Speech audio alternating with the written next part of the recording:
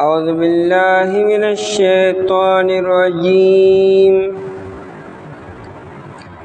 بسم الله الرحمن الرحيم يا أيها الذين آمنوا كتب عليكم القصاص في القتلى الحر بالحر والعبد بالعبد والأنثى بالأنثى فمن عفي له من أخيه شيء فاتباع بالمعروف وأداء إليه بإحسان ذلك تخفيف من ربكم ورحمة فمن اعتدى بعد ذلك فله عذاب أليم ولكم في القصاص حياة يا أولي الألباب لعلكم تتقون يا أيها الذين آمنوا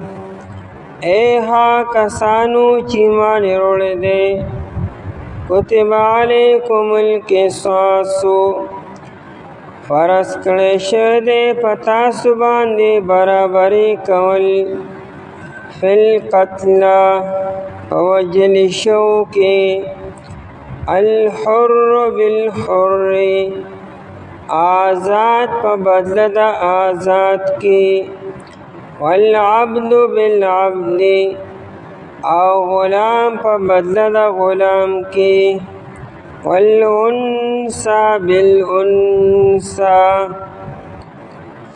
او زنانا په بدله د زنان کې فمن عفی له پس ها څوک چې معافي وکړی شو دته من اخیه د ضرور د طرفنا شیء دس چیز فاتباع بالمعروف پس مطالبه کول دی بالمعروف پنے کی طریقے سرا واداء الیہ بإحسان ادائیگی کول دی دتا وحسلوک سرا ذالک تخفیف من ربکم دا آسانی دا طرفا درفستا سنا ورحمت او رحمت تے فمن اعتدى بعد ذلك پس چاچ زیاتیوں کو پس دینا فله عذاب علیم در پر عذاب درناک تے وَلَكُمْ فِي الْقِصَاصِ حَيَاةٌ او ستاسو د پارا په قصاص اغستلو کې حیات لوی ژوند دی یا اولی الالباب اے د عقل خاوندانو لعلکم تتقون د پارا دی چې تاسو بچ شئ په دواړو آیتونو کې قانون د قصاص بیانېږي چې چا قتل عمد کو قصدن عمدن یو انسان قتل کو په آلې د قتل سره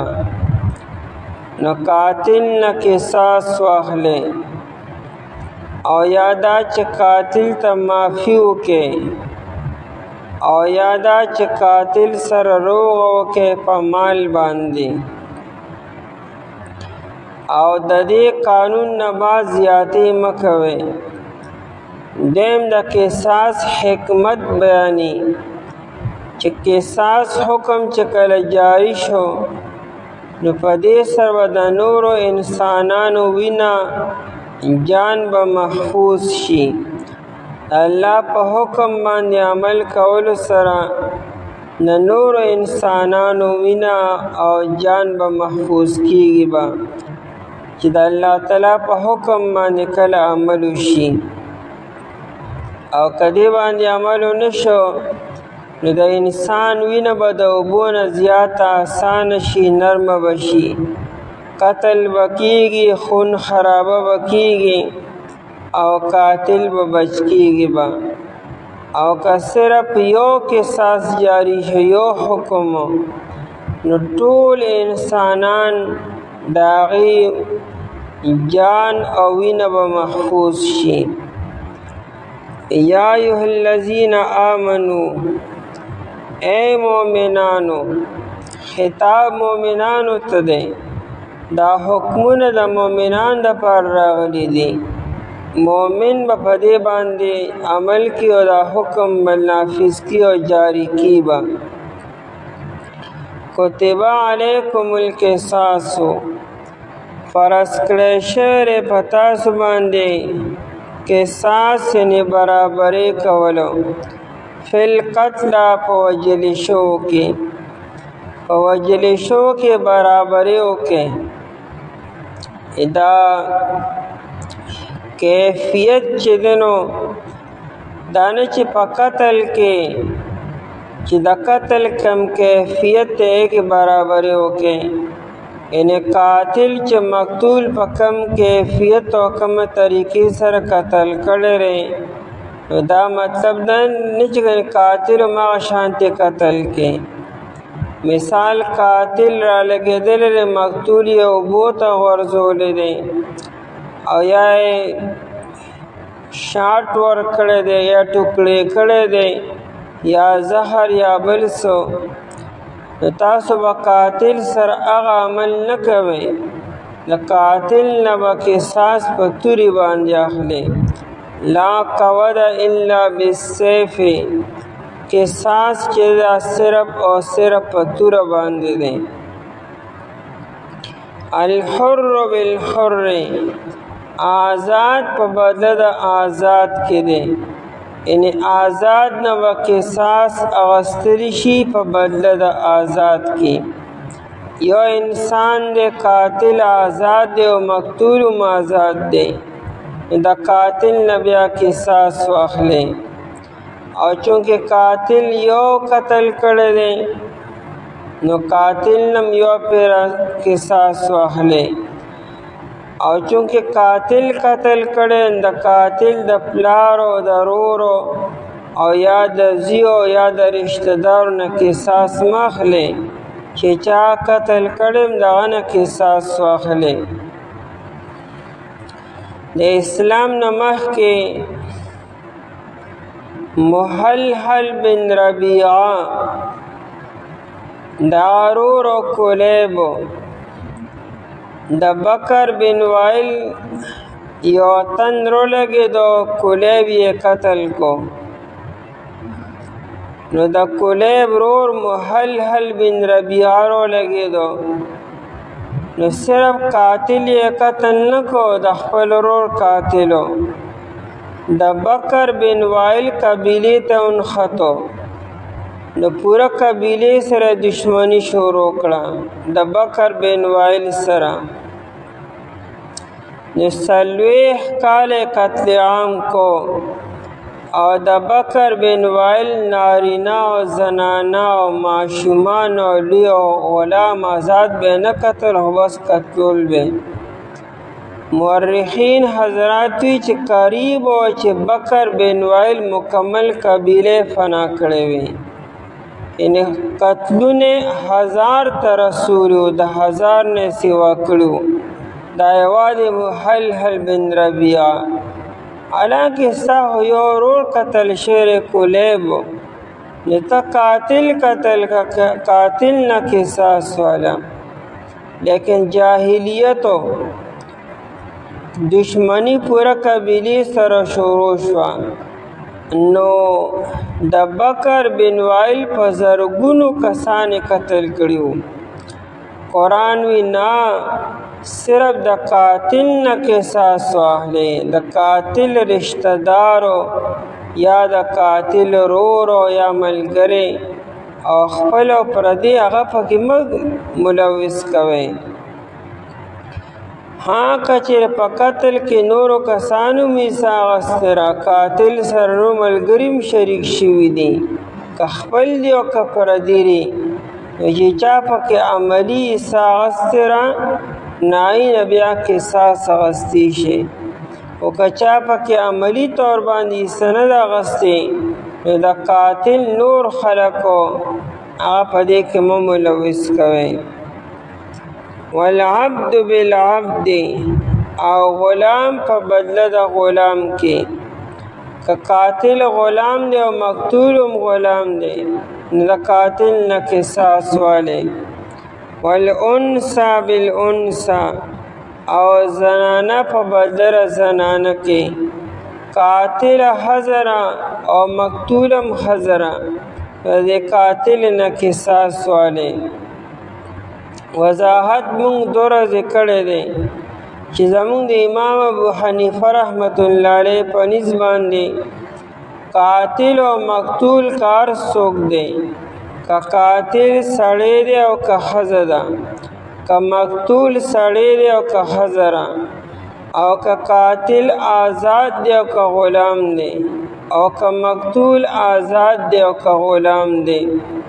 خو قاتل نه به قصاص اخلي. صرف دوه استثناګانې دي که قاتل پلار دی او مقتول زوی دی نو د قاتل پلار نه به د مقتول د زوی په بدله کې قصاص نه الو او یا قاتل مولا دی او مقتول غلام دی د هغه خپلو د مقتول غلام په بدله کې به د مولا نه قصاص نه اخلو. فمن عفی له پس څوک چې معافي وکړی شو دته د دې من نه مراد قاتل دی. مثال قصاص باندې عمل ونه شو قاتل په خپله جرګې ولېږلې دروغ کوشش یې وکړو چې ماته معافي وکړې اسی حکم خدار عظیمت دار چې قاتل خپل ځان حواله کړي. قاتل د خپل ځان په خپله د مقتول ورثاو ته حواله کړي او یا متعلقه حکامو ته او قاضي ته او اولوالامر ته خپل ځان په خپله حواله کړي چې زما نه غلطي شوې ده ما قتل کړی دی یا ما سره معافي دې ماته وکړي یا ما سره روغه وکړي او یا ما خپل ځان حاضر کړی دی که ما په قصاص کې قاتلو تیار یم. چې کله قاتل خپل ځان په خپله حواله کو او دنیا کې دې قصاصاً قتل کړی شو د آخرت معامله صفا شوه. یعنی د قاتل نه بیا د قیامت په ورځ بیا باسپورس ونه کېږي. قاتل به معافي هم غواړي ځکه د الله تعالی حق یې مات کړی دی. یو خو به د الله نه معافي غواړي توبه استغفار به وکړي او د دنیا په اعتبار سره د دنیا چې کوم قانون د قصاص هغې ته به خپل ځان حواله کړي.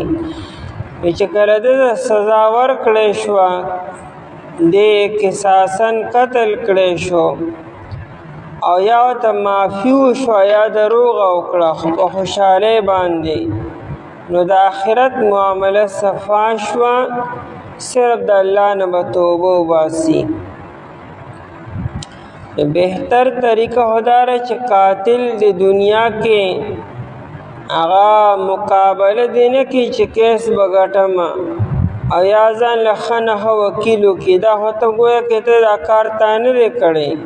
په کار خو دی چې ته اقبال جرم وکړه چې ګواهانو ته هم ضرورت پاتې نه شي چې کار دې کړی دی او قصدن دې کړی دی او قتل دې کړی دی شک او شبهه پکې هم نشته دی. نو کار دې که د شپې کړی او که د ورځې کړی دی ته خپل ځان حواله کړه چې دا کار زما نه غلطي شوې ده ها ما ته معافي وکړې یا ما سره روغه وکړې او یا د الله حکم ته تیار یم. نو چې بیا هر یو عمل شو نو د آخرت ته خبره پاکه شوه او دا انکار کولو او دا ځان له وکیل کولو او دا بیا نور لارې اختیارولو دا هو گویا کې دا کار ته انکار معنی کړی دا کارو ستا د آخرت معامله به څنګه صفا شي. کله دنیا عدالتونو نه د قاضي نه ته بېغمم شوې او بری شوې یا سزا ته میلاو نه شوه،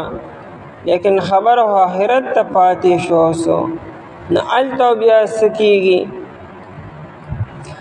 نو فمن عفی له که چېرې معافي وکړی شوه ده ته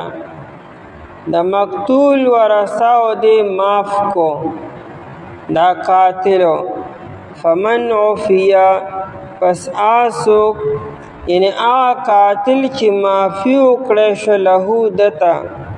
من اخیه ردر رور د طرفنا. اخیه کې دا ضمیر چې دی دا مقتول تراجره د مقتول ورثه چې دي هغې قاتل ته معافي وکړه یا غونډه معافي ورته وکړه یا حصې ورته معاف کړه. د مقتول وارثان چې دي نو دا مثال که پلار شته نو پلار وارث دی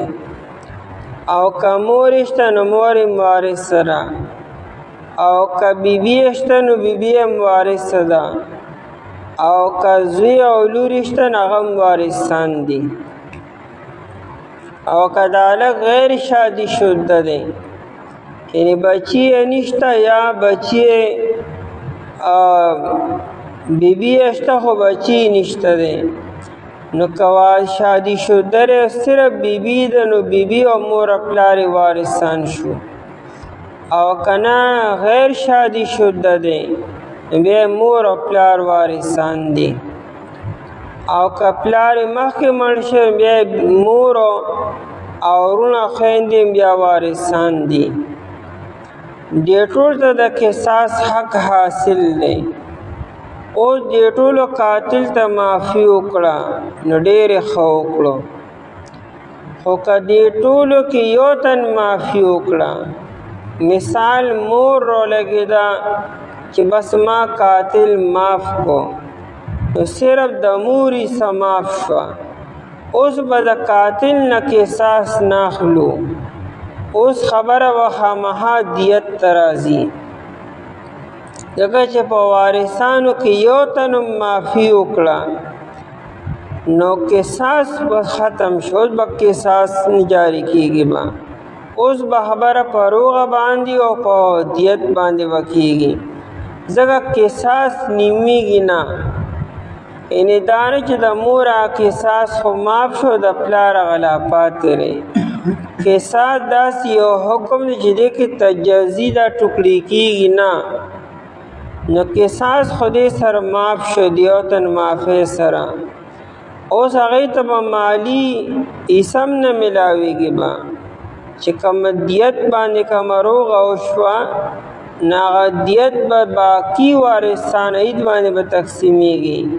او چې کم تن معافي کړې ده هغه ته پکې اوس حصه نه میلاوېږي. البته که یو لرې رشته دار معافي وکړه نو بیا د هغه معافي قبوله نه ده. مثال په طور باندې یو انسان قتل شو او د هغه وارثانو کې بیبي ده او مور او پلار دي، اوس معافي ورته رده رور کې نو رور اوس وارث نه دی ځکه چې کله پلار یې بیا رور وارث نی د مقتول رورو هغه معافي نشي کولی. که ورته معافي کي نو کېږي که نه قصاص به اوس هم جاري کېږي. بیبي وارث ته مور او پلار وارثان دي او اولاد وارثان دي. نو په دې کې که چا معافي وکړه نو بیا قصاص به نه جاري کېږي، اوس به په دیت باندې فیصله کېږي. فمن عفی له پس څوک چې معافي وکړی شو ده ته من اخیه در رو د طرف نه شیئن د څه څیزو شیئن یې روړو یعنې غونډه معافي ونه شوه یو تن ورته معافي وکړه نو اوس به قصاص باندې عمل نه کو بلکې چې اوس به خبره په روغه باندې کېږي، په دیت باندې فیصله کېږي. بیا قاتل له پکارداري چې کوم روغه وشوه، کوم خبره توی شوه، نو هغه پیسې بیا د مقتول ورثاو ته په خوش اسلوبۍ سره او په ټیم باندې بیا حواله کا. قرآن کریم من اخیه وی د مقتول چې دی، دا مقتول دا چې کوم وارثان دي دا اوس هم لا د قاتل رونه دي. یعنې قاتل په قتل سره د انسانیت نه دی وتلی او نه د اسلام نه وتلی. دا د قاتل پړه کې شفقت چې قاتله چې کوم غلطي وشوه نو بس وشوه. اوس د مقتول په دې ورثاو باندې شفقت وکړه او اوس ورته ایغ نیغ مه کېږه او مه ورته برید تاوهه دا چې به داسې کوم او داسې کوم به. دا ستا رونه دي، اوس هم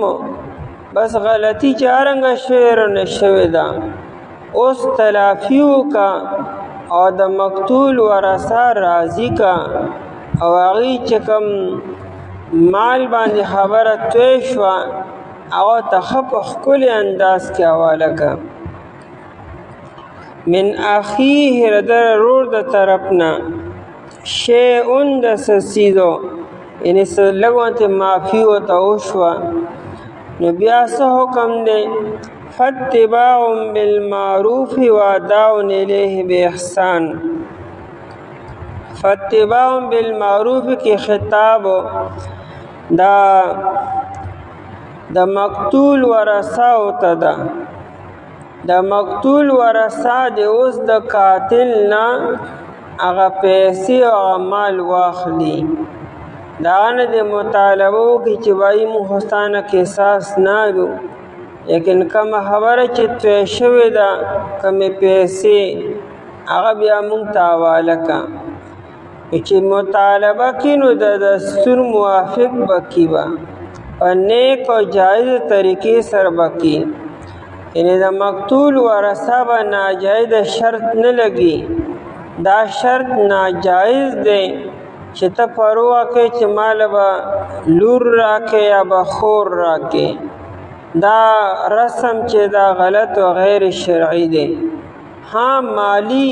مطالبه کولی شي، د زنانو مطالبه پکې نشي کولی چې یو مال رور راکې زما غلام بی، یا لور به مال راکې یا یو زنانه به مال راکې. دا مطالبه ناجایزه ده. بالمعروف دې ته وي چې جایز او شرعي مطالبه وکړي. واداء الیه باحسان کې قاتل ته حکم دی چې قاتله چې کومه خبره توی شوه هغه عمره پیسې هغه وخت کې دننه په ښه انداز کې حواله کړه او بې احسان یې ووایي. یعنې اوس هم د مقتول د ورثاو په خپل ځان احسان وګڼه چې دا دې ما سره ښه وکړو چې ما له زندګي راکړه، زه یې قتل نه کړمه. کنه دې ته حکم د قتل هم و، یعنې زه یې قصاصاً قتلولی هم شومه. چې دې ما سره ښېګړه وکړه، ښه سلوک یې وکړو، نو ګویا کې دا پیسې چې دې هغې ته حواله کړي نو د هغې احسان په خپل ځان باندې مني، به خپل ځان به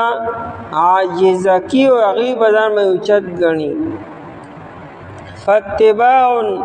پس تابعداري کول دي، یعنې مطالبه کول دي د قاتل نه بالمعروف، په معروف طریقې سره، په جایز طریقې سره. معروف د عرف مطابق یعنی د شریعت مطابق ہو. ناجائز شرط بنه لگے داسی روح کې داسی شرط بنه لگے چې هغه قاتل نشي پوره کولی. تا د وس نه باري. بالمعروف د دستور موافق یا د جائز طریقې سره. واداء الیه او ادایګي کولی الیه دتا الیه کې ضمیر د مقتول وارثان مقتول چې کوم وارثان دي ایت به ادایګي قاتلو بے احسان په نیکۍ سره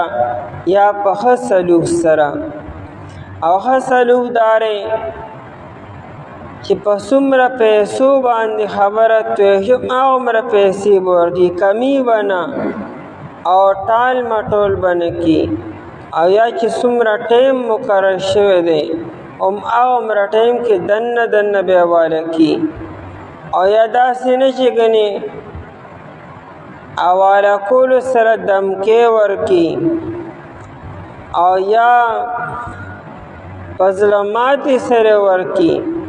بلکې د هغې و په خپل ځان احسان مني هغوی ته به ولکي به ذالک تخفیف ذالک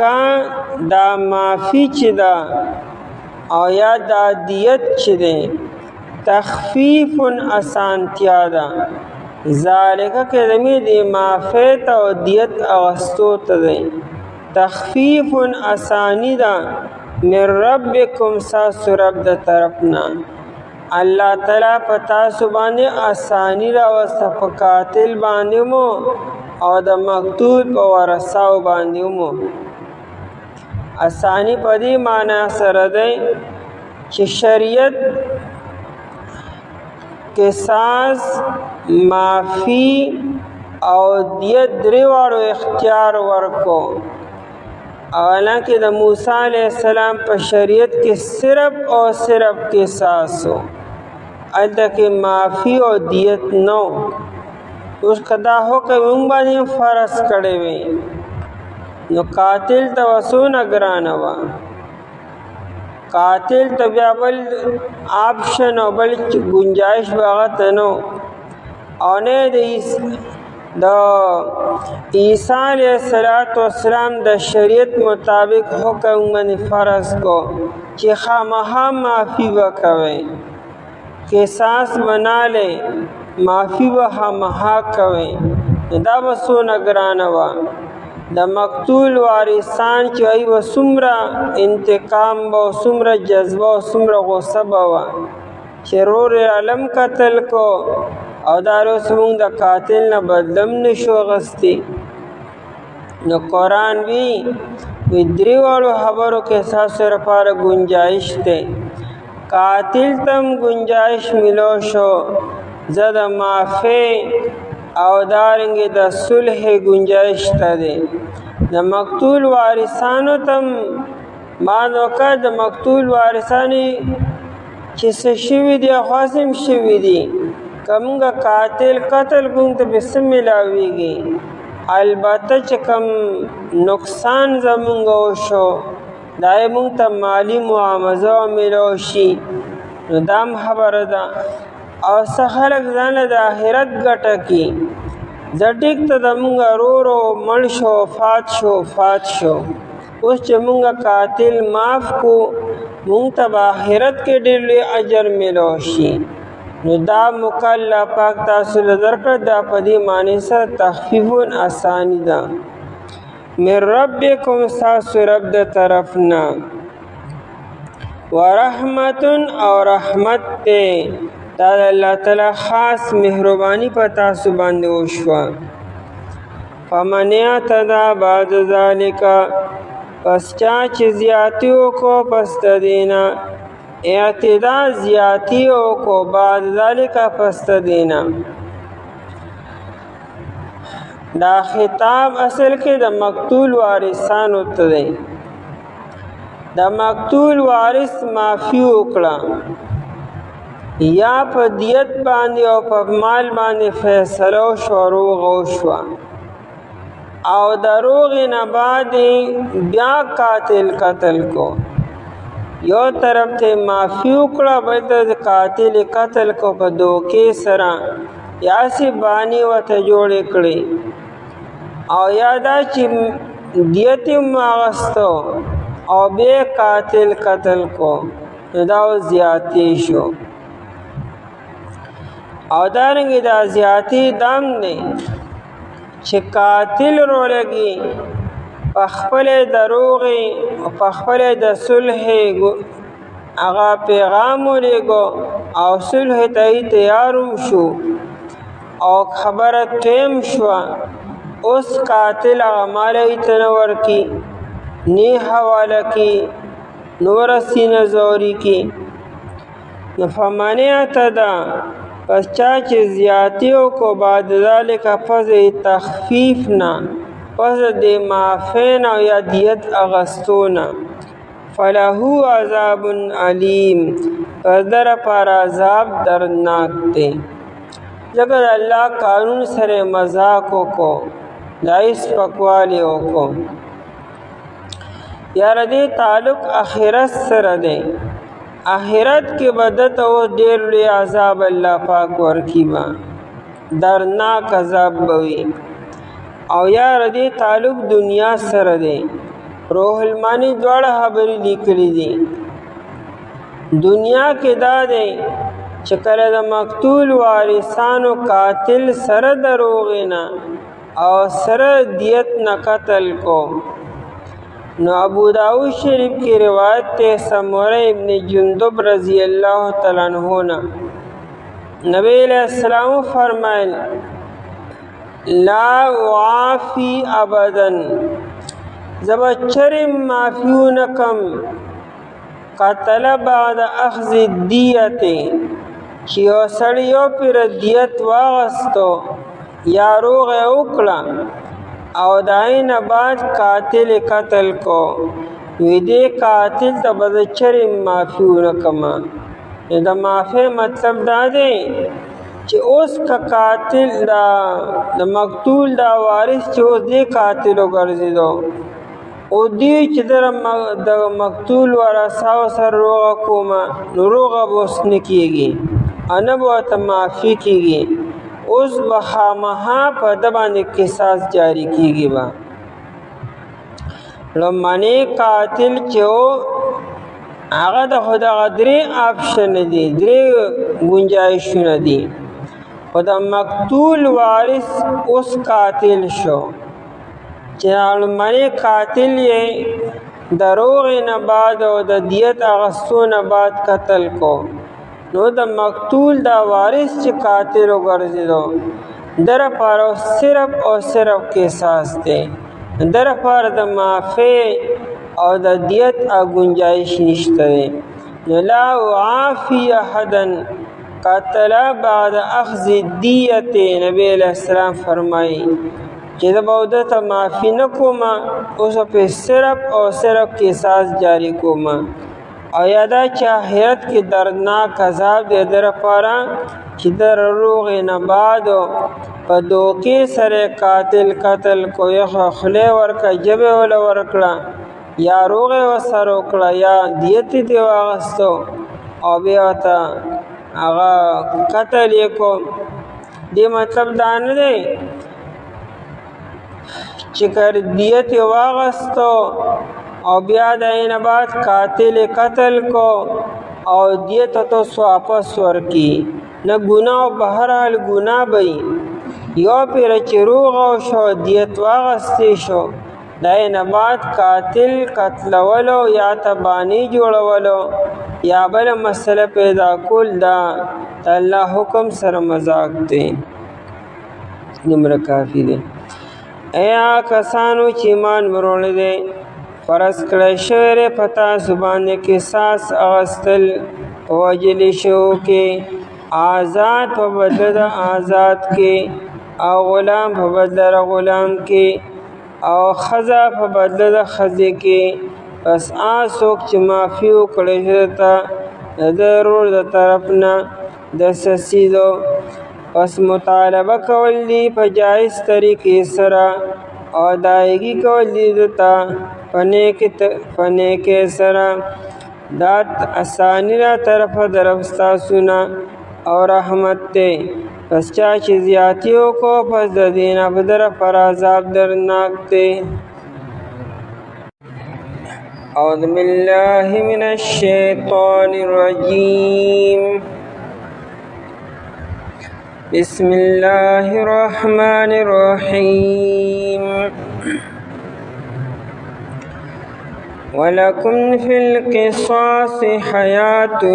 يا أولي الألباب لعلكم تتقون كتب عليكم إذا حضر أحدكم الموت إن ترك خيرا الوصية للوالدين والأقربين بالمعروف حقا على المتقين ولكم أستاذ دپارا في القصاص فقانون قصاص کی حیات لی جند یا اولی الالباب اید عقل خاوندانو لعلکم تتقون دپارا دی چتا سبچے کتب علیکم فرض کړی شوی دی پتا سباندی اذا حضر هر کلا چې حاضر شي احدکم یو د تاسو ته الموت مرگ ان ترک خیرا کچری پر خودی وی د مال لرا الوصیت وصیت کول للوالدین د پارا د مور او پلار والاقربین او د پارا د رشتہ دارو بالمعروف پجائز طریقے سرا حقا علی المتقین دا حکم لازم دے پا پرہیزگارو باندے پڑھنبنی آیت مبارکہ کے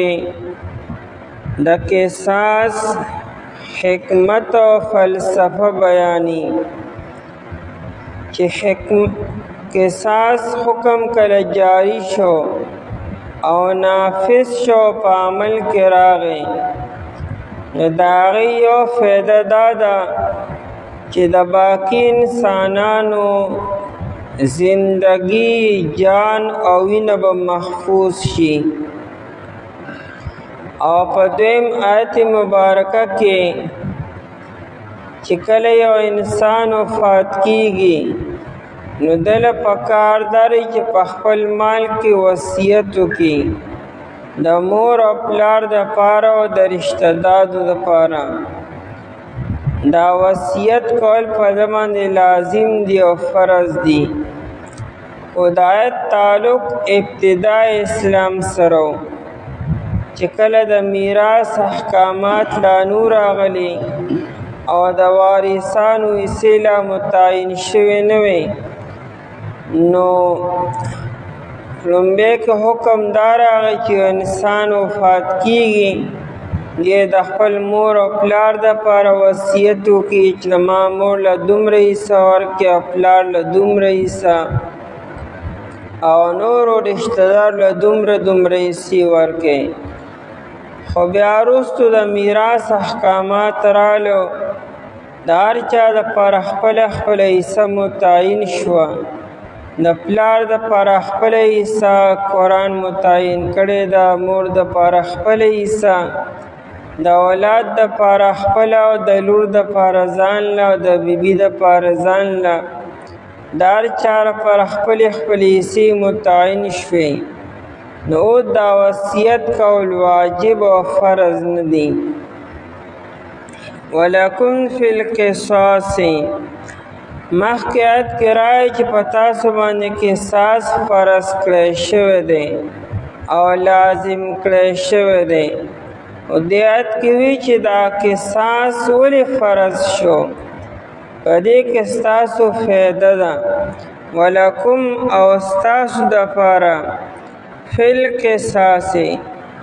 قصاص حکم ګر چې د الله تعالی دی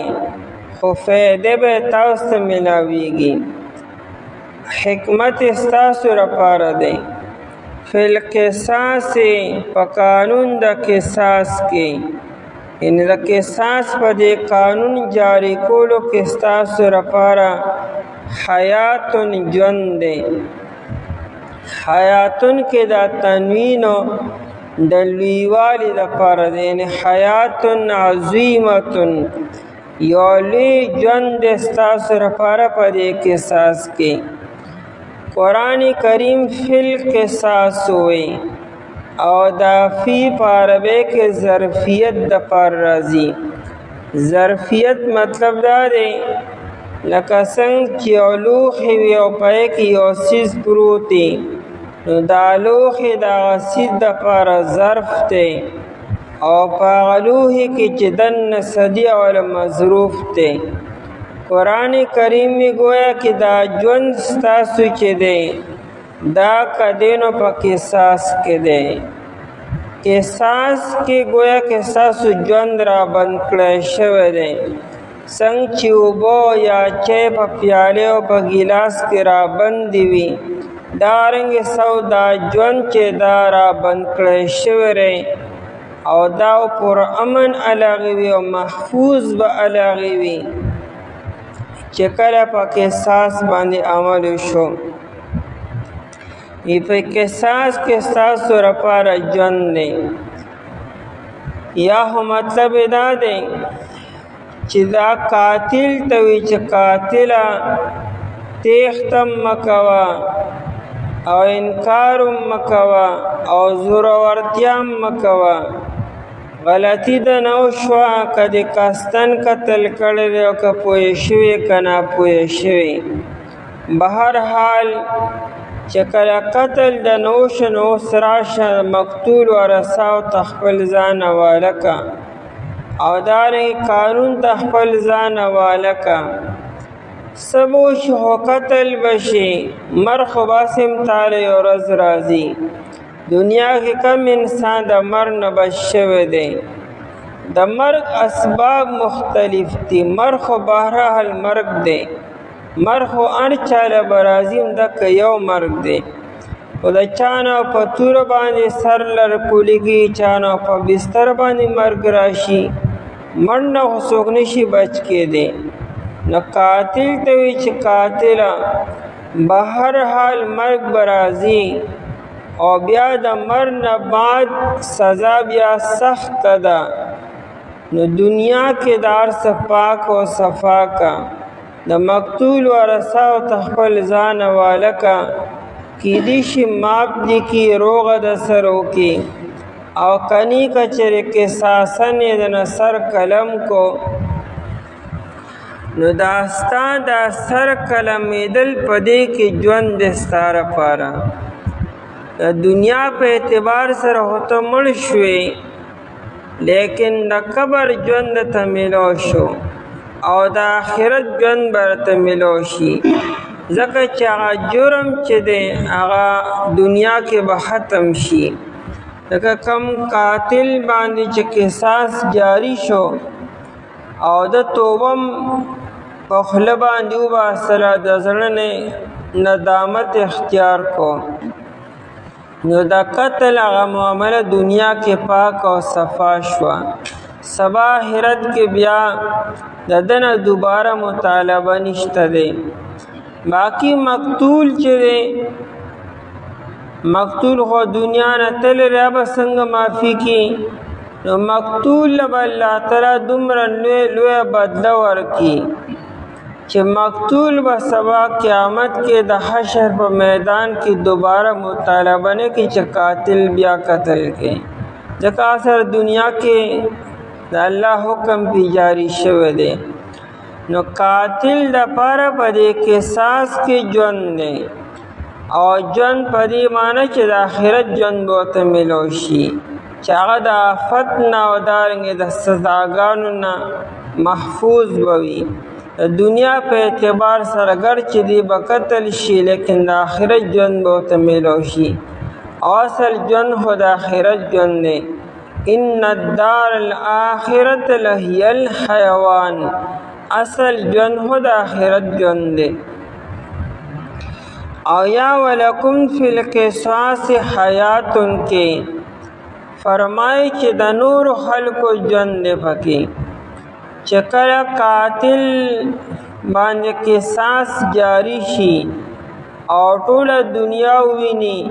چې پلانکی انسان ظلم کړو زیاتی کړو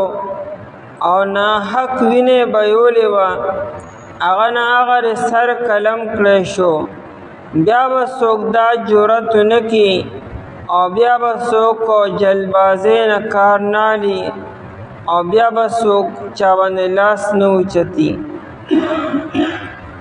نو د نورو خلکو وینه محفوظ شي یا دریم مطلب دا دی چې په دې قصاص کې د قاتل او د مقتول دواړو ژوند دی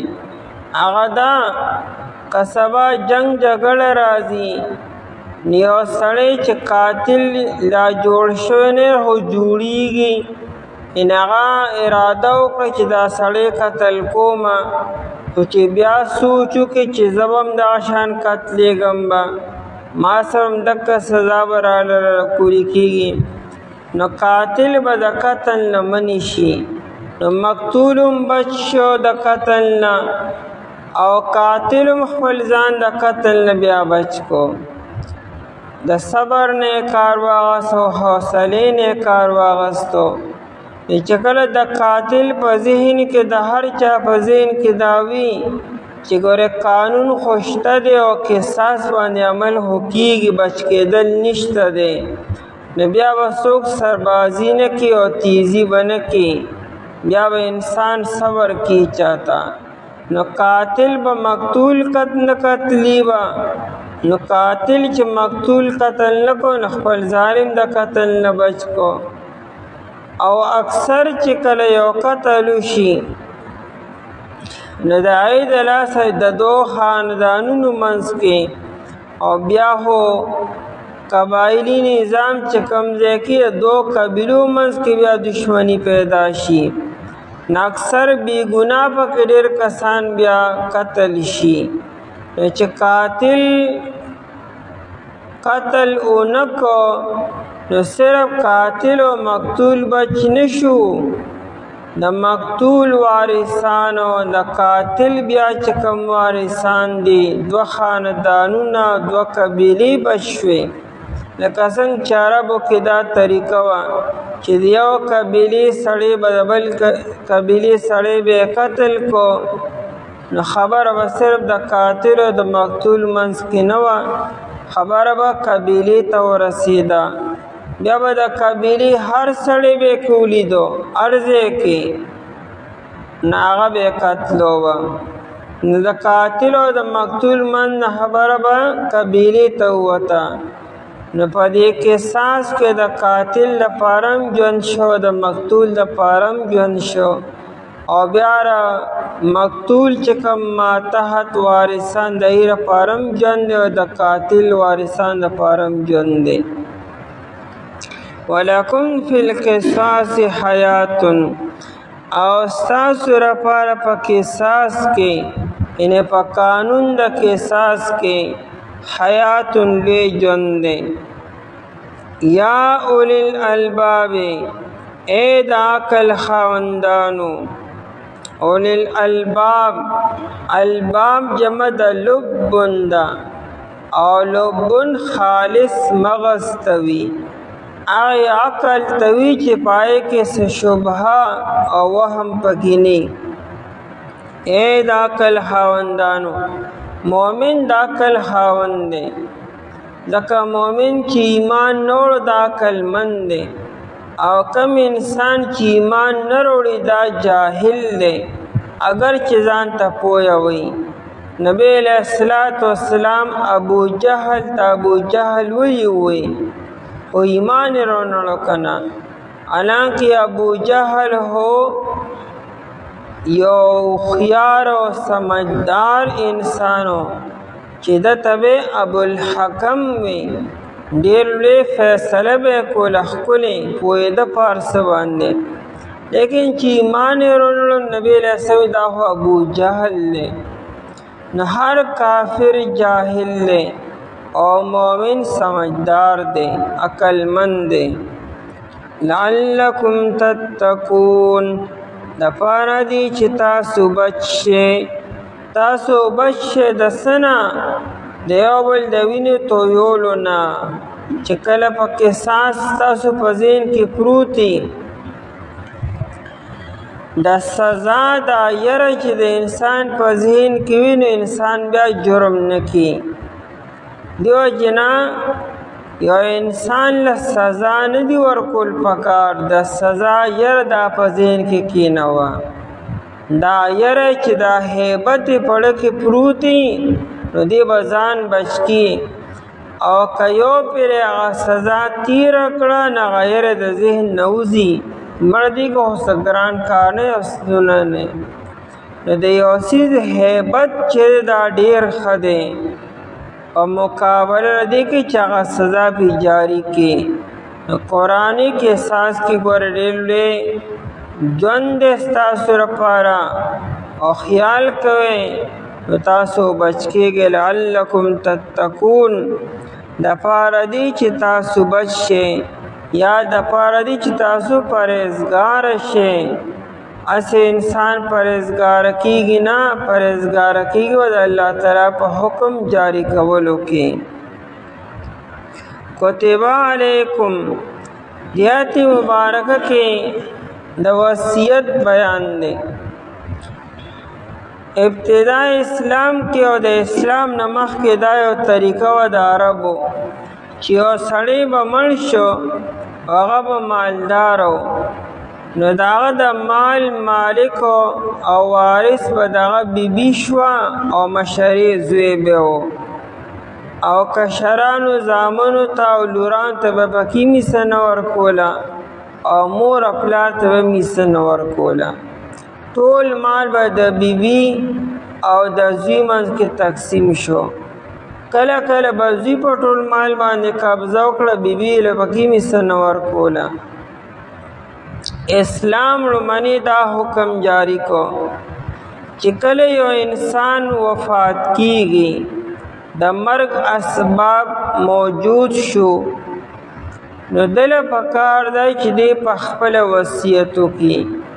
چې زما په دې مال کې دومره حصه زما به مور له ورکوئ، دومره حصه زما پلار له به ورکوئ،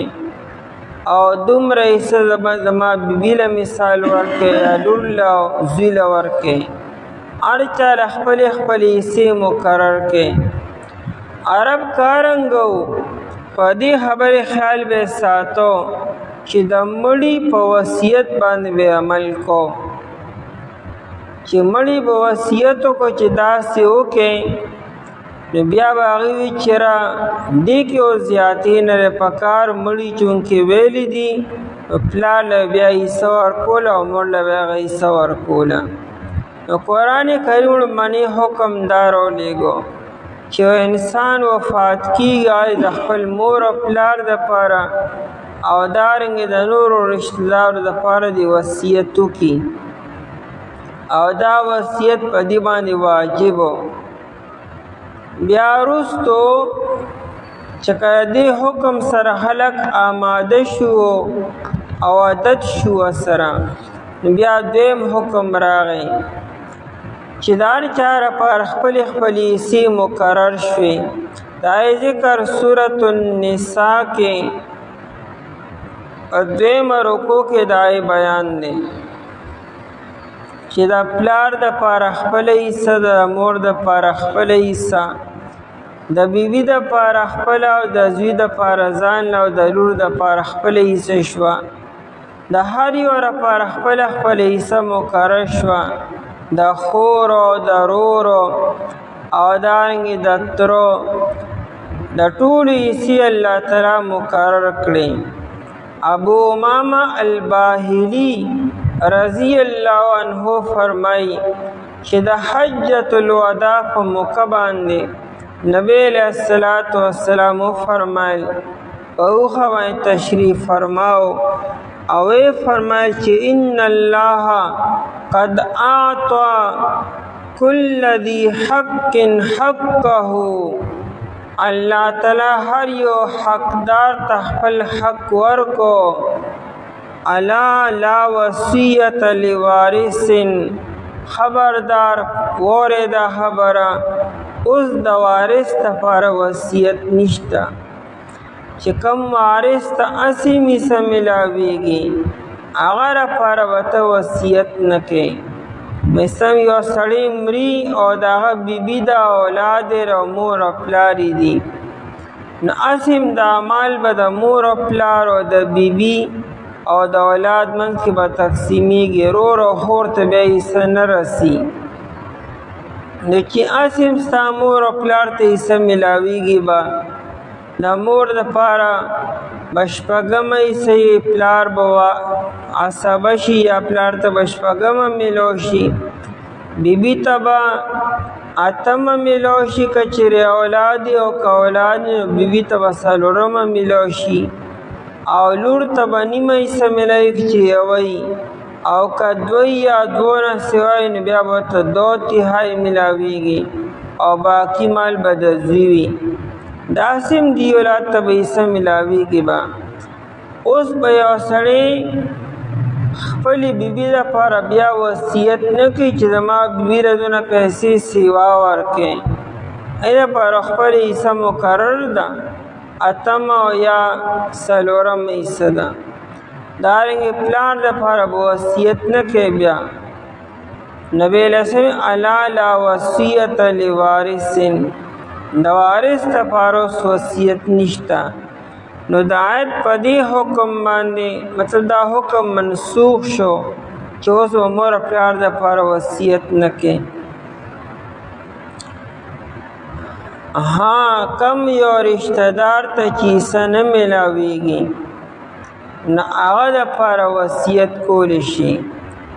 او هغه د ایک تهایی یعنی ثلث مالو د مال د درېیمې حصې وصیت د هغه دپاره کولی شي. مثال ماسی دی ده، ترور ده یا دوست او رشته دار دی لرې او هغه ته په میراث کې حصه نه میلاویږي هغه لپاره وصیت کولی شي، خو د ټول مال وصیت به نه کوي، د مال د درېیمې حصې وصیت کولی شي.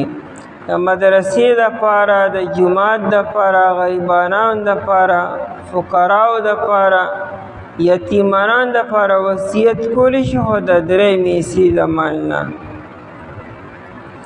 کتب علیکم، فرض کړی شوی په تاسو باندې. اسی وصیت فرض نه دی، وصیت نن سبا مستحب دی. که یو انسان کی نو ښه خبره ده، که نه کی نو څه پکړ او څه ګناه پکې نشته. نو کتبه ولې وایي؟ په بعضې اوقاتو کې وصیت کول فرض شي. لکه یو انسان دی هغه سره د چا امانت دی، که مال دی یا بل یو څیز تا سره پروت دی، نو تاله پکار دی چې ته وصیت وکړې، باقاعده ریټن باقاعده لیکلو کې راوله او باقاعده چاته ووایه چې دا پلانکي شی د پلانکي ما سره امانت پروت دی، مرګ او ژوند هېڅ پته لګي نه، نو ګوره دا هغه ورکړې. د دې سړي دپاره دا وصیت کول دا واجب دي. یا یو انسان دی او هغه باندې منځونه فرض پاتې دي، یا حج پې پاتې او فرض شوی و، یا روجې ورته پاتې دي، یا قسم یې خوړلی او مات کړی دی کفارې نه ده ورکړې، یا منښت یې کړی او نیر یې پوره کړې، د دې وصیت کول در لپاره واجب دي. نبی علیہ السلام فرمایي چې د یو انسان دپاره دا خبره مناسب نه ده چې په ده باندې 2 ورځې یا 2 شپې یا 3 شپې تېرې شوې او د ځان سره وصیت نه دی لیکلی. وصیت هر چا له لیکل پکار دي، هر انسان دپاره. زما چا سره معاملات دي، د چا ما سره معاملات دي، دا باقاعده لیکلو کې راوستل پکار دي. دا دی یو انسان نوی چې زندگی لا ډیره پاتې ده. مرګ او ژوند دا په بوډاوالي باندې خو نه دی او نه دا په بیمارۍ باندې دی. ځوانان وفات کیږي. نو هر انسان له وصیت لیکل پکار دي. ستا چې کوم روزمره معاملات دي، چاله به څه ورکې، د چا نه دې څه اخیستي دي، دا ټول باقاعده لیکلو کې راوله، په ریټن کې راوله، او چې کله معاملات کلیر کېږي نو کټ کوئ. کتبه علیکم فرض کړی شوی دی په تاسو باندې. او نن سبا بیا وصیت کول مستحب دي. اذا حضر کله چې حاضر شي احدکم الموت یو تاسو ته مرګ، احدکم یې وایي چونکه عام طور مرګ په یو ځای ټولو له نه راځي، فردن مرګ راځي. داسې خو نه کېږي چې ټول خلک به په یو ځای وفات کېږي به، دغه هم کېدی شي، خو لیکن عام طور مرګ فردن راځي. نه احدکم یې ځکه وایي چې کله تاسو کې یو تن ته مرګ حاضر شي نو تا باندې فرض کړی شوی دی وصیت کولو. نو چې کله مرګ انسان له راشي بیا خو خبرې هم نشي کولی، وصیت به څه وکړي. نو حضرنه مراد هغه نږدې کېدل دي. کله چې ته مرګ ته نږدې شوې، د انسان عمر د 70 کالونه 80 کالونه وړېدو، نو دې څه بیا خو نه ځوانېږي، خو مرګ ته روان دي، نږدې کېږي. ځکه نبی علیه السلام فرمایي زما د امت د اکثرو خلکو عمرونه د 80 او د 70 په منځ کې دي. اعمار امتی ما بین 60 و 70. زما د امت عمرونه به د 80 او د 70 په منځ کې وي. نو مطلب د کرے چې 80 نه وړې دي نو بونس کې روانې، نو خو مرګ هېڅ پته لګي نه چې څه ټایم به راځي. نو طالبای وصیت وکړي. بیا یا انسان بیمار دی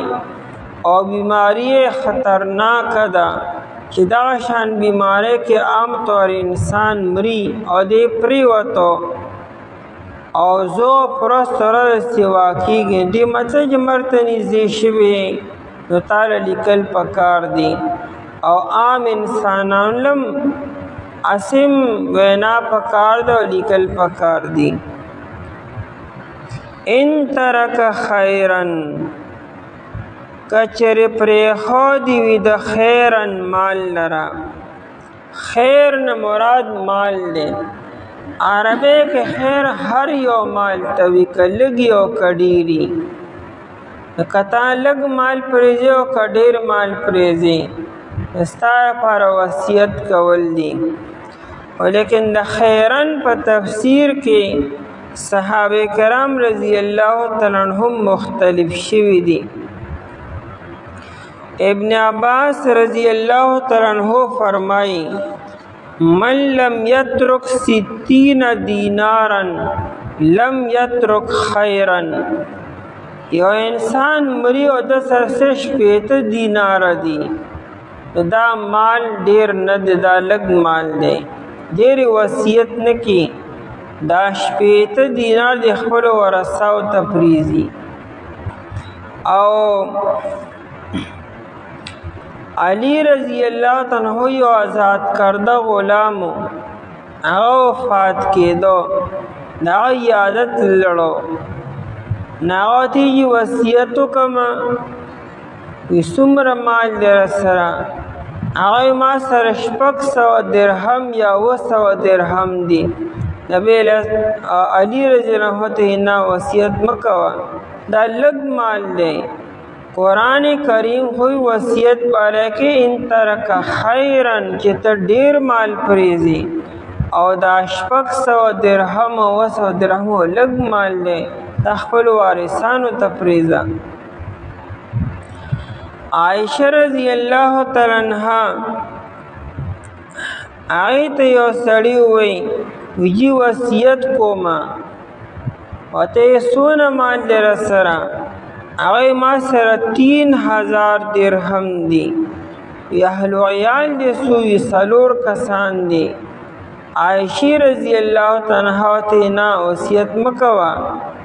قرآن وی چې ان ترک خیرا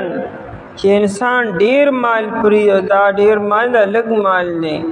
دا لږ مال دی خپل وارثانو ته پرېږده. دا سعد بن ابي وقاص رضی الله تعالی عنہ چې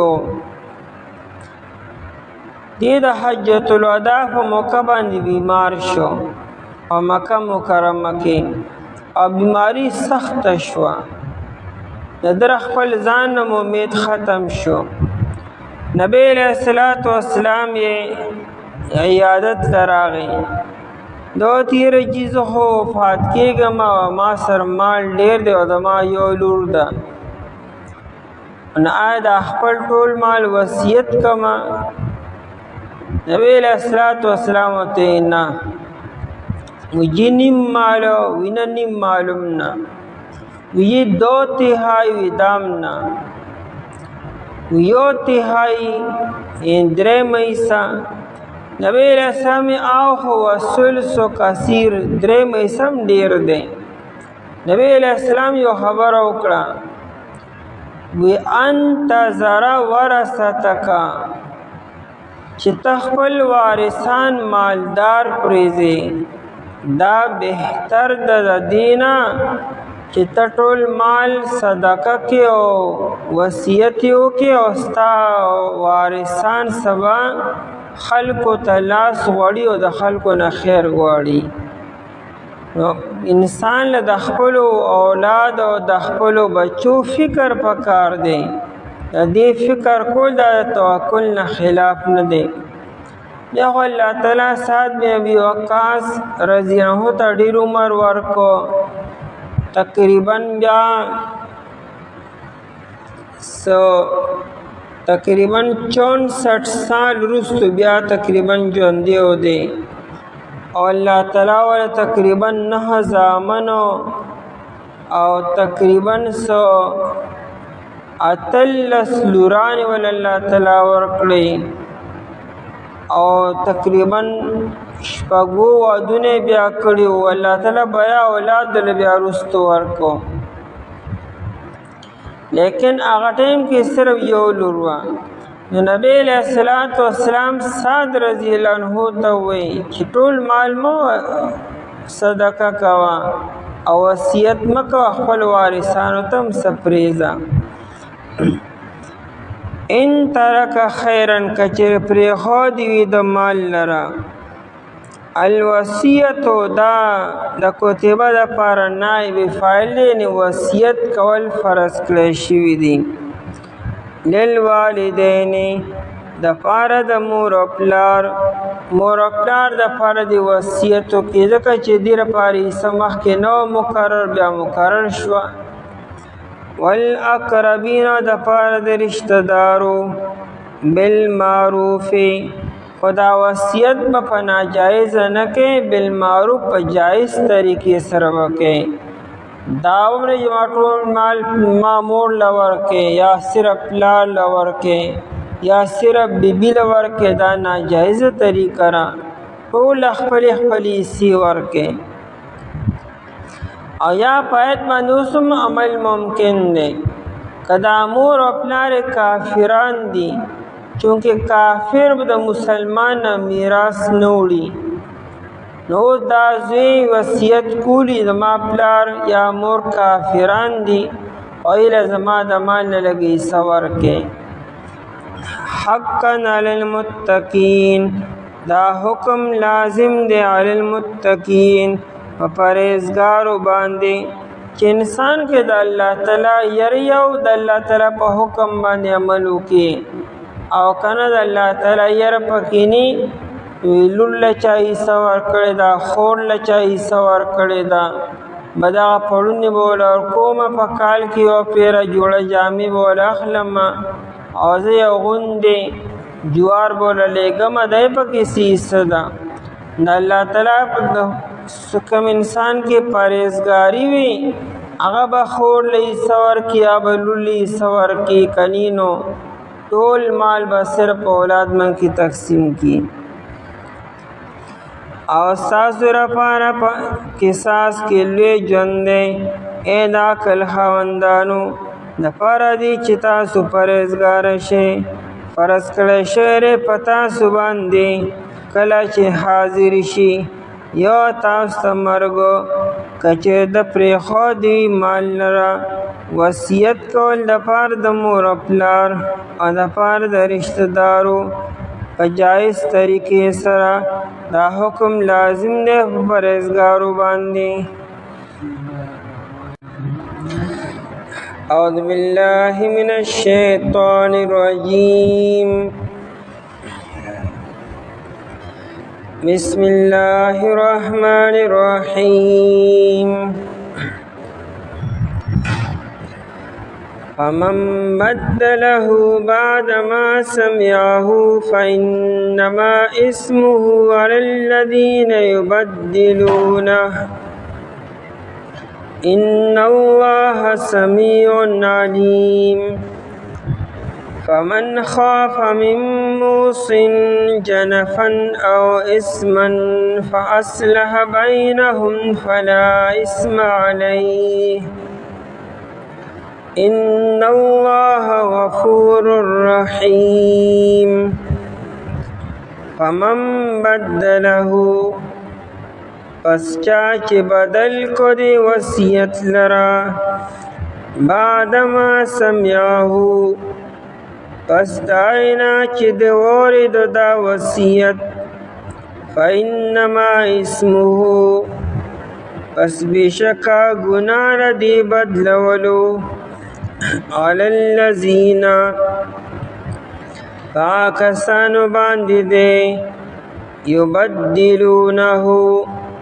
چی دی بدلوی دی وصیت لرا ان اللہ سمیع علیم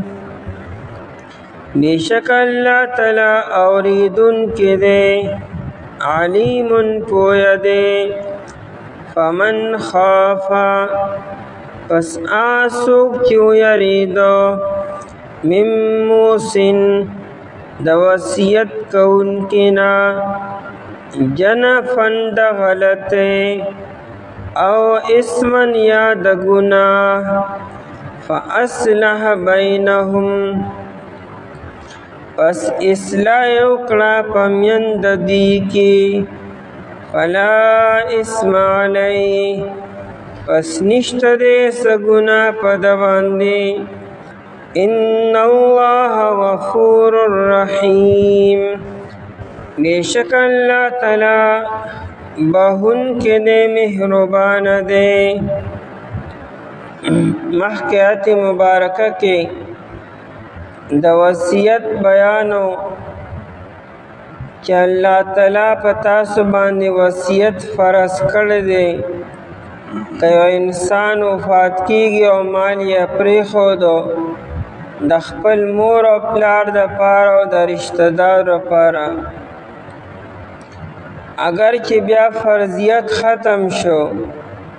لکه د میراث قوانین احکامات نازل شو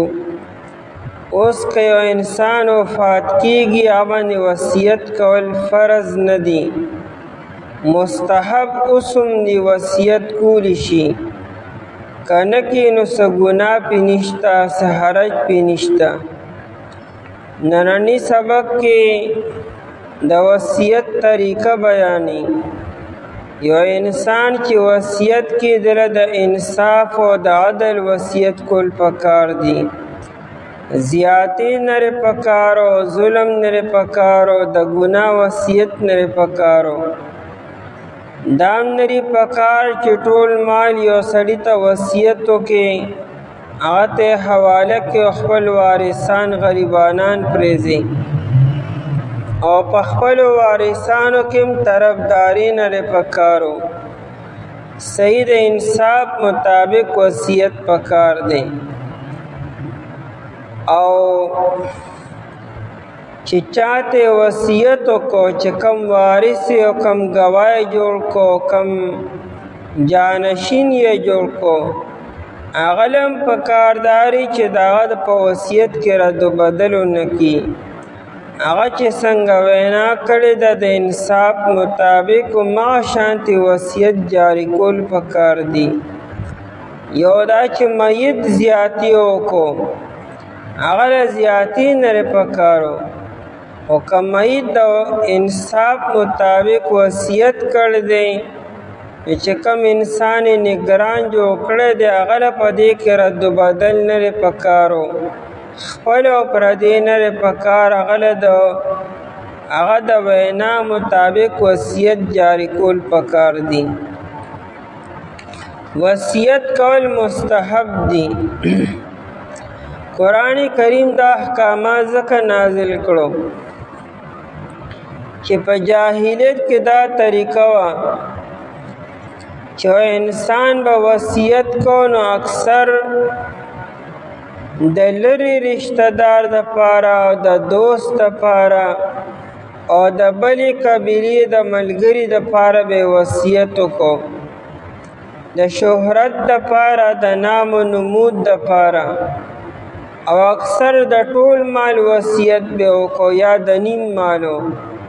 او اکثر خپل ورثه به غریبانان پرېښودو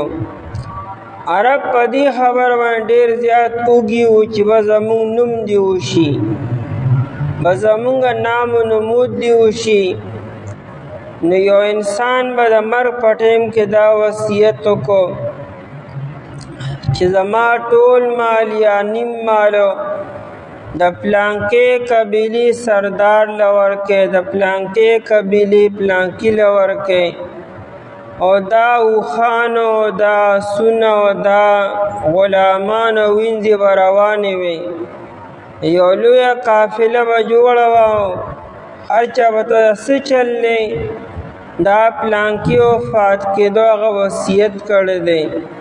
د پلانکې قبیلې سردار دپاره او د پلانکي دپاره دا قافله به روانه وه خلکو وې دا خو ډېر ناشنا وصیت یې کړی دی هغه همدغه غوښته چې زما نام و نمود وشي قرآن کریم وي وصیت کول مستحب دی که انسان کول غواړي نو کولی شي که نه کړي نو څه ګناه پرې نشته نبی علیہ السلام د دنیا نه تشریف وړی دی او د مرض 15 ورځې تېرې کړي دي نبی علیہ السلام په خپله د مال وصیت نه دی کړی چې زما کور پلانکي له ورکړې یا زما پلانکې اصغره پلانکي له ورکړې یا مال پلانکي له ورکړې نبی علیہ السلام په کور کې مال خاصم نو لیکن بہر حال ځمکې ہوئے چې کم مال غنیمت کې د نبی علیہ السلام حصه وه خیبر کې ځمکې وه او دارنګې مدینه منوره کې نبی علیہ السلام په ذات خود وصیت نه دی کړی نو مطلب دا یې که نه کړي نو ټیک ده ابوبکر صدیق رضی الله عنه چې وفات کېدو هغه وصیت کړو نو که یو سړی وصیت کړي نو مستحب دی کولی شي وصیت به د 3 حصې نه سیوا نه کړي د خپل مال چې کومه 3 حصه ده اول مسله دا را یو انسان چې څنګه وفات شي لومړنی کار به موږ د ده لپاره د کفن انتظام کو د هغه د مال نه به هغه له کفن واخلو کفن به ډېر قیمتي هم نه اخلي ډېر بېکاره به هم نه اخلي درمیانه متوسط کپړه به ولوالي او بیا د هغه د قبر د کنستلو چې کومه خرچه را که مزدوري هغه خرچه به د هغه د مال نه ورکړي دې ته تکفین او تدفین وي چې په دې کومه خرچه راله ابر دره مال نشي او که د هغه د مال په نه خلک یې د خپل ځان ورکړي نو هم ټیک ته کولی شي د هغې نه بعدو چې هغه باندې څومره قرضونه دي، چا په زندګۍ کې چا نه قرض اغستی دي، هغه قرضونه به د هغې مال نه ورکو. یا د هغه په بیمارۍ چې کومې پیسې لګېدلې دي او هغه وله د چا نه قرض راغستی دي، نه هغه به هم ورکو. چې کله دغه قرضونه ختم شي، بیا چې کم مال پاتې شو، بیا به ګورو چې ده څه وصیت کړی دی او که نه. د مدرسې دپاره، د جومات دپاره، یتیمانانو دپاره، پردو خلکو دپاره د خیر خیرات اعلان یې کړی دی. نو دا باقي مال به 3 حصې کو، د هغه وصیت به په 3مه حصه کې جاري کو. که 3مې حصې نه کېده ښه ده، که ده سیوا کړو نو هغه سیوا به ختم شي، همدقه 3مې حصه وصیت به جاري کو. که ده ټول مال یاد کړی یادي به که نه، صرف 3مه حصه به د ده مال نه ورکو. البته که باقي وارثان ټول بالغان دي او هغوی وي چې بس زمونږ پلار او نیکه یا رور چې څه ویلي دي بس هغه شانو کې خیر دی. نو که هغه ټول بالغ دي او موجود دي، په موقع باندې غایب پکې نشته او ماشوم پکې هم نشته، نو بیا که وارثان ټول بالغ چې حقدار خو هغوی دي، نو که هغوی راضي وي نو بیا ټیک ته وصیت ټول جاري کوي. خو که چېرې هغوی نه نو بیا به صرف 3مې حصه مال نه وصیت جاري کو. باقي مال به د وارثانو منځ کې د شریعت چې کوم حصې مقرر دي د هغې مطابق به تقسیمو. دلته قرآن کریم یو انسان ته وي چې لکه ته بیمار شوې یا بیماری ته نږدې، مرګ ته نږدې، نو که وصیت کوې نو وکړه، خو د انصاف مطابق وکړه. ظلم او زیاتي مه کوه چې په وارثانو کې یو تن محرومه کې. بعد ظالم پلاری هغه په زامنو کې یو تن مکمل عاق کی محرومه کی. دنیا کې هو د عاق او آخرت کې وسکه. بیا دا حق تعالی چا درکړی چې تخپل زوی عاق کې یا لور عاق کې یا ټول مال زامنو پسې کې لوران مکمل تنو واسي. الته بس جواب ورکې سبا قیامت کې. دنیا کې ټیک ته دا اختیار شته، خو سبا قیامت کې ردغه اولاد لاس وي ستا به ګریواني. الته بس جواب ورکې څه صفایي به ورکې. نو دا زیاتې به نه کې. یا خو د سرړو وصیت مه کوه ټول مال چا پسې کومه، بس ته مړ شه، ستا د مړ نه بعد وارثان خپلو کې صحیح تقسیم وکړي. او چې ته په دنیا کې کې نو بیا د انصاف مطابق وکړه. بیا زامنو له خپلې خپلې حصې او لور له خپلې حصې، هر چا له خپله خپله حصه ورکړه. او که چېرې ته خامخا خپل وصیت جاري کوې بیا له 3مې حصې نه وکړه. فمن بدله، عام طور چې انسان وفات کېږي نو ناڅاپه مرګ ول راځي او د مرګ ټیم چاته معلوم نه دی. او د مرګ په ټیم کې انسان سره ټول رشته دار نی موجود، کله یو تنی، کله دوه، کله خپل او کله پردی. نو چې کم تن دې مړي سره خوا کې ناست دی، نو دې مړي د مرګ نه مخکې چې څه خبرې وکړي، چېرې زما مال کې دومره پلانکي ځای کې ولګی، دومره پلانکي ځای کې، چې کم تن ناست دی هغه دا خبرې اورېدې، دا وصي شو. هغه د خپل ځان جانشین کو. وصي معنی جانشینو. وصیت نافذ کوونکي ته وصي ویل کېږي. هغه خپل کوی دی شي، پردیم کې دی شي، هر څوک کې دی شي. یا هغه ته ووایي چې ته پلانکي ته ووایه، زمونږ د خاندان مثال پلانکي انسان ته به ووایي چې زما دا کومې خبرې ما وکړې دې مطابق څه وکړه، تقسیم وکړه. نو دا وکیل شو هغه وصي شو اوسو چې چا نوم یې اخیستی نو چې ده کومه وینا وکړه نو دې اورېدونکي له پکار دا دی چې په دې کې کمې بیشي ونه کړي هغه چې څه ویلي دي اکه شان خبره د دې ورثاو ته هم بیان وکړي او نور خلکو ته هم بیان وکړي ځکه دې به سبا ګواهي کړي که نه چې زما مخکې هغه دا خبره کړې وه یا دې هسپتال کې او یا په لاره باندې او یا کوم ځای کې سفر کې نو ده له پکار دا دی چې د هغه د وینا مطابق خبره وکړي ځکه دې به ګواهي هم کړي دې به د ده د وینا مطابق به قاضي او مفتی هغه فتوا جاري کړي به ده له په دې کې رد و بدل نه پکار او کوي کو نو دی ګناهګار دی هغه وصیت نافذونکي نه دی ګناهګارو قاضي شو یا د جرګې مشر شو او یا مفتی چې دی نه هغه چې کوم فیصله کړي نه هغه نه دی ګناهګار دا ګناهګار که ده وینا کړې ده غلطه مړي خو بس خبره ختمه شوه او که فرض کاغذ سټام ولیکو یا بیان باقاعده ولیکو ریټن کې راوستو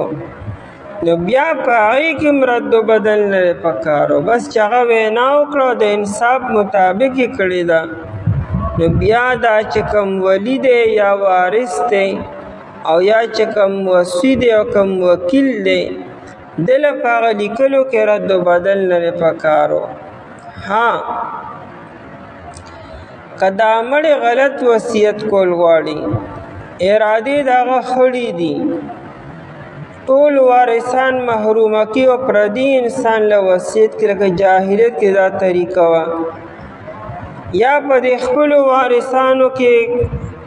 هغه څه محرومه کړي او څه ورکړي نو ده له پکار ده چې دې هغه پوه کړي چې ګوره آخرت ته روانې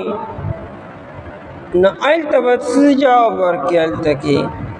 نو کم از کم د آخرې زندګي دې سمه تېره کړه خاتمه صحیح طریقې سره ځان له وکړه نو هغه دې هغه پوه کړي د الله نه دې ویري چې دا ستا اولاد دی یا ستا رشته دار دي که تاسې دنیا کې لګېده او که نه لګېده که ستا یې خدمت کړی دی او که نه یې کړی حق خو ایله الله تعالی ورکړي ته خو له نه ورکړې نو تو چې وصیت کې نو سم وکړه ټول مه محرومه کوه یا په خپل پردې پکې مه کوه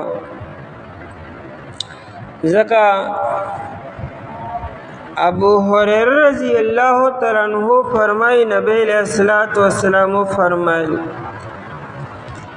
وان الرجل ليعمل بعمل اهل الخير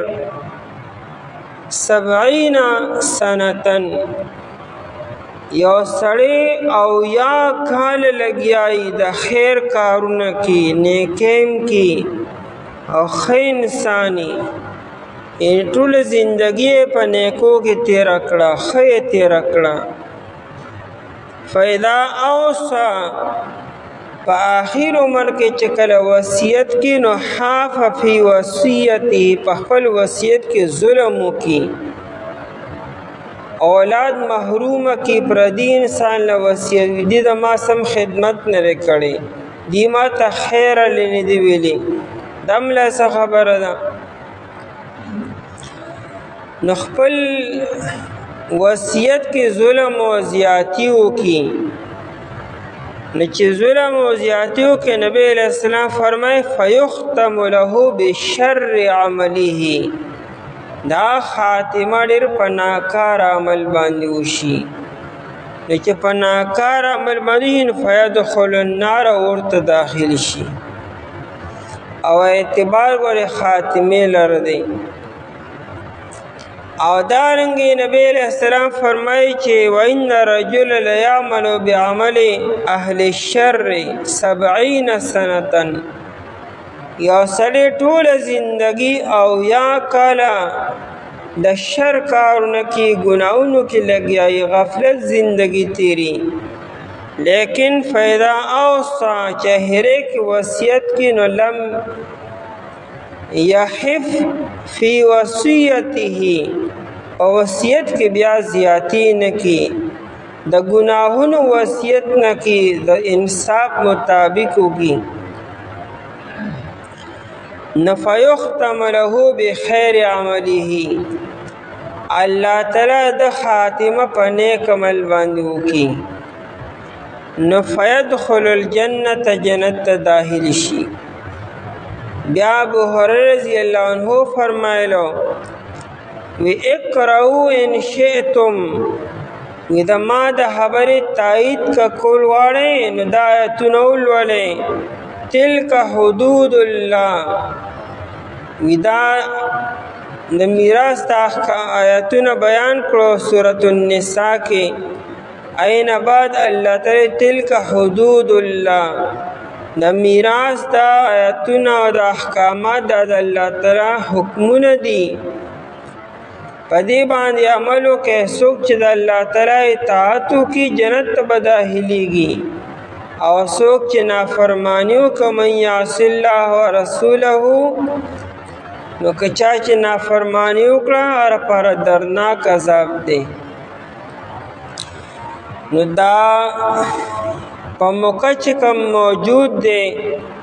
که ولی دی که گواه دی که وارث دی هغه دی پوهه کړي چې لکه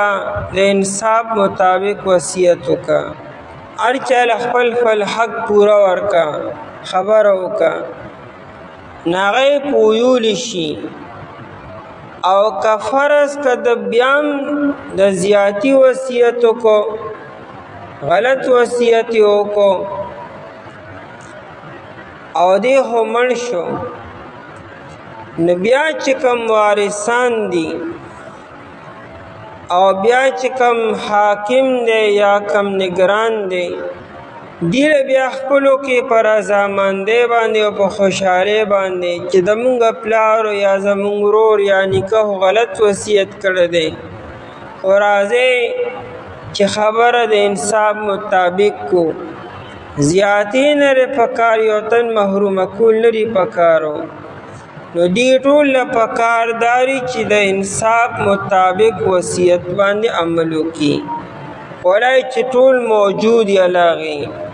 او ټول بالغانو می ماشومان پکیم نه لیونی پکیم نه او غایبین پکیم نه نو دیل بیا پکارداری چې د شریعت د اصول مطابق هغه وصیت نافذ کی نو بیا صحیح ده فمن بدله پس چا چې بدل کو دی وصیت لرا بدله کې داود امیر وصیت تراجه دی چې کوم مخکې الوصیت تیر شو ادی بیا اعتراض راځي چې الوصیت مؤنث دی او دا بدله کې هداه مذکر دی فمن بدلها پکارو نو دا وصیت په معنا د قول سره دی وینا سره او دا قول دا مذکر دی نو ځکه فمن بدله مذکر وي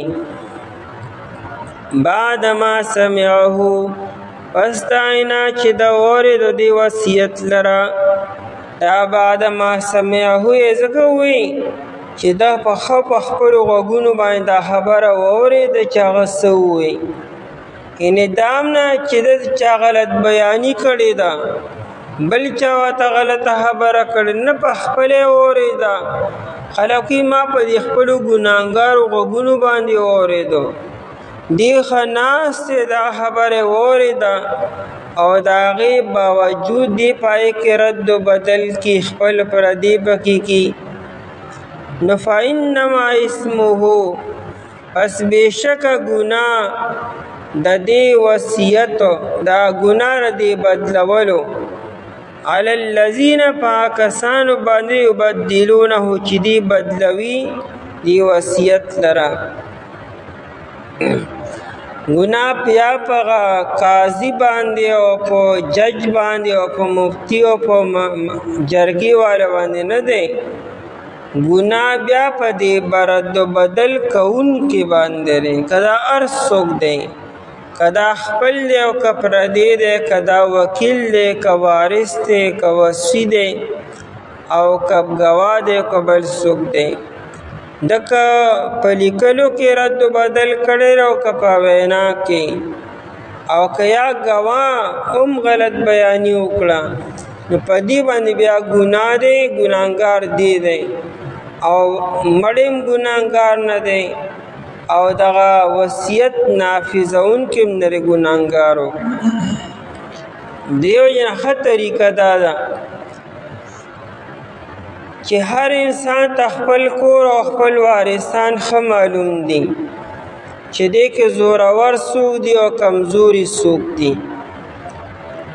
او د سره دا یری چې زما د مرګ نه بعد کیدی شي دی پکې پلانکي محرومه کی. نو دله پکار دی چې په خپله زندګۍ کې د انصاف مطابق ایسی جوړی کی او هغه باقاعده رجسټر کی د مجسټریټ مهتا، هغه باقاعده په لیکلو کې راولي، سټامپ باندې راولي او په کاردار چې دی باقاعده د مجسټریټ مهتا هغه ډیګري برابر کی چې بیا به کړو څوک کمی بیشي نشي کولی او اسیم باقاعده متعین کې په خپل زندګۍ کې دا بهترین پلار دی او دا بهترین مشر دی. بداین بعد بیا که څوک پکې څه نشي کولی نو بیا هو دا سمجھداري خدا ده چې انسان ښه ښکلی په خپله زندګۍ کې هر څه ایسي کې او ځان له ځان لکي او د هغې باقاعده ځان له ځان له کاغذونه جوړ کړي او ورکړي وله. ان الله سمیع علیم. امام شافعی رحمت الله علیه وفات کېدنو وصیت وکړو، وی مال به غسل پلانکې سړی راکړي، صرف دا خبره وکړه، وفات شو. امام شافعی رحمت الله معمولی سړی نه دی، لوی امام دی، اعلی نسب والا دی، قریشی دی، هاشمی دی، عربی دی، د لکونو حدیثونو امام دی، د فقه امام دی، په زرګونو شاګردان دي. هر چا به دا غوښته چې موږ له غسل ورکو. هغه وصیت وکړو مال به پلانکي سړی غسل راکړي. هغه پلانکي سړي ته خبر ورسېد، هغه راغی، هغه راتلو سره وی ائتوني بتذکرته، وی پرېږدئ غسلو، وی ده چې کومه روکا کم لیکل کړو هغه راوړئ، ده چې کوم وصیت نامه لیکلې هغه راوړئ ماله. هغه د ده په جامو کې یا د بالښت لاندې پرته وه، هغه یې راواغسته راوړه. نو په هغې کې لیکلو چې زما په ذمه کم قرض دی هغه قرض به تا ادا کوې به. نو په ده باندې 90,000 درهم قرض و، 70,000 درهم، دا ډېره غټه سرمایه ده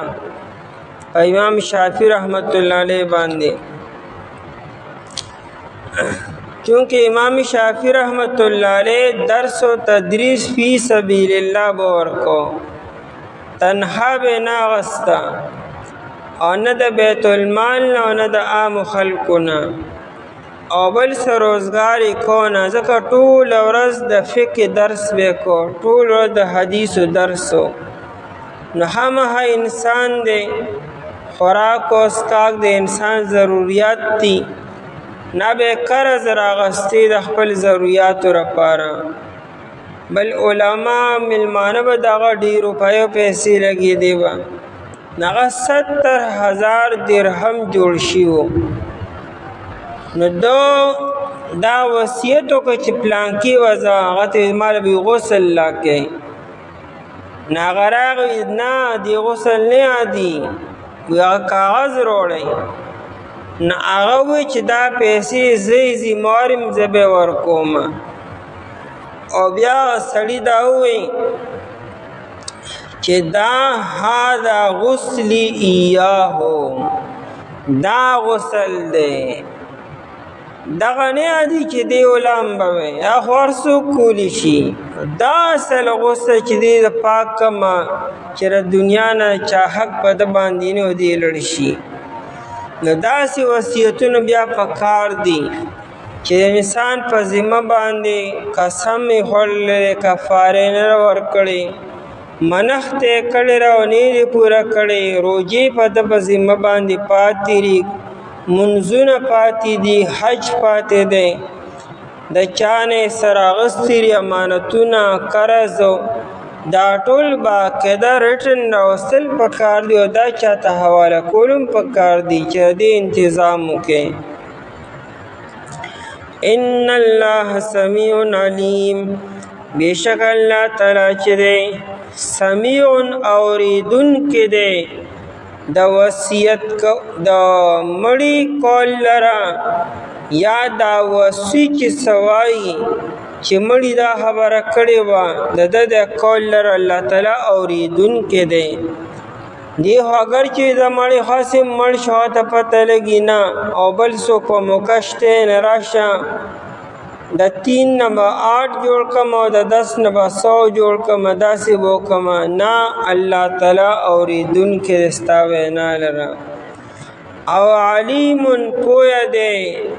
په نیت د باندې چې دی په کم نیت دا رد و بدل کی د نیت څه دی فمن خاف لفظي معنی یریدلو خوف چې د هغه دی کې استعمالیږي چې یو کار لا شوی نه دی خو لیکن د کېدو خطره ده یو کار لا چې د کم کار نه یره ده هغه لا شوی نه دی خو خطره ده چې وشي دې ته خوف ویل کېږي هلکې ما سره دا ير داسې ونه شي نو فمن خاف هغه څوک چې ویرېدو وصي دی وارث دی ګواه دی وکیل دی هغه موجود دی او سړی مري یا هغه وصیت کول غواړي او د هغه ارادې ښې نه دي هغه پکې زیاتی کې ظلم کې نو دله پکار ده چې دی پوهه کې که جاهل دی نو په مسله دی پوهه کې او کنه هغه په ضد کې راغلی دی او ظلم او زیاتی کول غواړي کستنو نو دیری بیا هغه د الله تعالی نه ویري چې هلته به څه جواب ورکړې دې وخت کې ظلم او زیاتی مه کوه او یا د خاف معنا علمه دی کم سړی چې معلوم کی چې را پلانکې سړی وصیت کول غواړي او هغه په وصیت کې ارادې ښې نه دي نو دله پکار ده چې هغه سره خیرخواهي وکړي او پوهه کې باهره کې من موسن د وصیت کوونکي نه وصیت کوونکي څوک چې کمري دا وصیت کوونکی دی مالکو جنفن د جنب اسی معنی مائله کېدلو جنف په خبرو کې مائله کېدو ته وي ایت جنفو د مائله کېدلو یعنی د حق نه د اوړېدو اراده ده چې دې حق وینا نه کی د ظلم وینا کی نو د جنب معنا طرفداري چې دې طرفداري کې یو وارث لورکی ارسو باقی محروم کی یا د جنفن معنا خطا غلطه سره جاهل له پویږي نه غریبو چې وصیت څنګه کول پکار دي ناغه چونګي په مسله نه پویږي نو ډیر هغه پویا کی په مسله باندې او اسمن یا د ګناه مطلب قصدن خپویږي چردا سینری کول پکادا زیاتی دی خو بیام زد کې راغلی دی نو لحاظ دیر هغه پویه کی چې نه پرېږده زد دی وخت کې آخرت ته روانې پاک او صفای لړ شه فاصلح بینهم پس د اصلاح وکړه دی په منځ کې د مړي چې میت دی او د وارثانو منځ کې چې کم خفګان و دي منځ کې خفګان ولا ختم کو. مثال اولاد رره وسره که معافي غواړي د پلار نه روان دی او ایله روغ وکړه خپلو کې یا هغه پوهه کو چېرې دا خیر دی ستا اولاد دی یا ستا رشته دار دی پرېږده دا خبرې اترې د حق وید مطابق وکړه. نو هغه یې پوهه کو چې وینا داسې داسې وکړه. یا د فاصله بینهم دا مطلب هم دی چې هغه وصیت د زیاتي وکړو د ظلم وکړو هغه مړ شو.